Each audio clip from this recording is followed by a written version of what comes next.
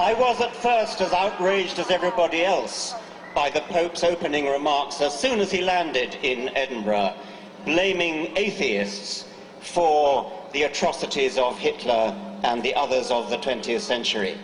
But then I took comfort from it, because it seemed to me that in a way it was showing that we had rattled them so much that he was forced to the ignominious expedient of attacking us so as to divert attention from the real crimes that had been committed in the name of the Catholic Church. I can just imagine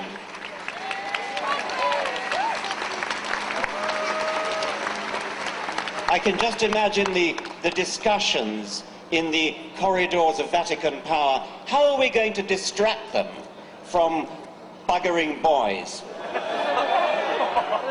And the answer came, why don't we attack secularists? Why don't we attack atheists? Why don't we blame them for Hitlerism? Adolf Hitler, was a Roman Catholic. He was baptized, he never renounced his baptism. The figure of 5 million British Catholics is presumably obtained from baptismal figures.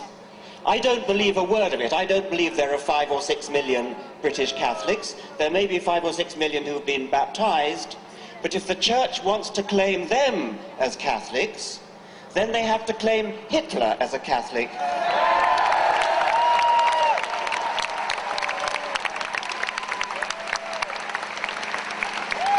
At very least, Hitler believed in a personified providence. He often spoke of it, and it was presumably the same providence that was invoked by the Cardinal Archbishop of Munich in 1939, when Hitler escaped assassination and the Cardinal ordered a special Te Deum in Munich Cathedral, quote, to thank divine providence in the name of the Archdiocese for the Führer's fortunate escape. I'm going to read a speech made in Munich, the heart of Catholic Bavaria, in 1922, and I leave you to guess whose speech it is. My feeling as a Christian points me to my Lord and Saviour as a fighter. It points me to the man who once in loneliness, surrounded by a few followers, recognized these Jews for what they were and summoned men to fight against them, and who, God's truth, was greatest not as a sufferer, but as a fighter. In boundless love as a Christian and as a man, I read through the passage which tells how the Lord at last rose in his might and seized the scourge to drive out of the temple the brood of vipers and adders. How terrific was his fight against the Jewish poison. Today, after 2,000 years, with deepest emotion, I recognize more profoundly than ever before the fact that it was for this that he had to shed his blood upon the cross. That was one of numerous speeches by Adolf Hitler, passages in Mein Kampf, where Adolf Hitler invoked his own Roman Catholic Christianity. No wonder he received such warm support from within the Catholic hierarchy of Germany.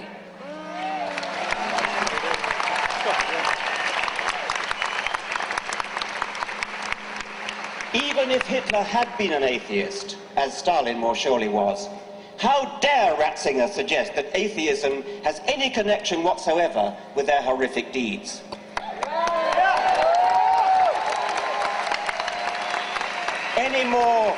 Any more than Hitler's and Stalin's non-belief in leprechauns or unicorns, any more than their sporting a moustache along with Franco and Saddam Hussein. There is no logical pathway from atheism to wickedness, unless, that is, unless you are steeped in the vile obscenity at the heart of Catholic theology. I refer to the doctrine of original sin. These people believe, and they teach this to tiny children, at the same time as they teach them the terrifying falsehood of hell, that every baby is born in sin. That would be Adam's sin, by the way. Adam, who, as they themselves now admit, never actually existed. Original sin means that from the moment we are born, we are wicked, corrupt, damned, unless we believe in their God, or unless we fall for the carrot of heaven and the stick of hell. That, ladies and gentlemen, is the disgusting theory that leads them to presume that it was godlessness that made Hitler and Stalin the monsters that they were. We are all monsters unless redeemed by Jesus. What a revolting, depraved, inhuman theory to base your life on. That's the theory of Benedict.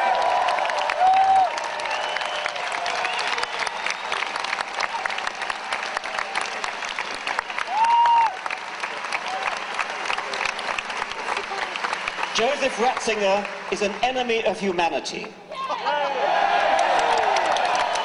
He's an enemy of children whose bodies he's allowed to be raped and whose minds he is encouraged to be infected with guilt. It's embarrassingly clear that the Church is less concerned with saving child bodies from rapists than with saving priestly souls from hell, and most concerned with saving the long-term reputation of the Church itself. He's an enemy of gay people, bestowing on them the sort of bigotry that his church used to reserve for Jews before 1962. He's an enemy of women, barring them from the priesthood, as though a penis were an essential tool for pastoral duties.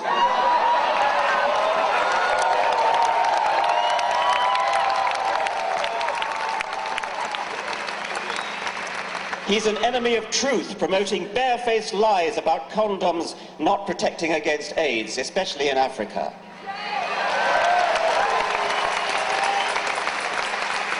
He's an enemy of the poorest people on the planet, condemning them to inflated families that they cannot feed, and so keeping them in the bondage of perpetual poverty. A poverty which sits ill beside the obscene wealth of the Vatican.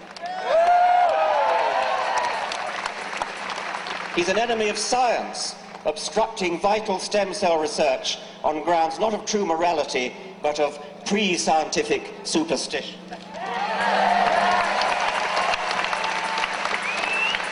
Ratzinger is even an enemy, he's even an enemy of the Queen's own church, arrogantly dissing Anglican orders as, quote, absolutely null and utterly void, while at the same time shamelessly trying to poach Anglican vicars to shore up his own pitifully declining priesthood.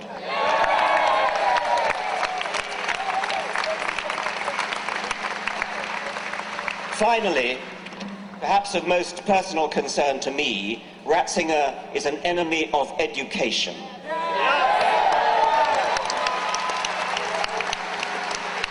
Quite apart from the lifelong psychological damage caused by the guilt and fear that have made Catholic education infamous throughout the world, he and his church foster the educationally pernicious doctrine that evidence is a less reliable basis for belief than faith, tradition, revelation, and authority.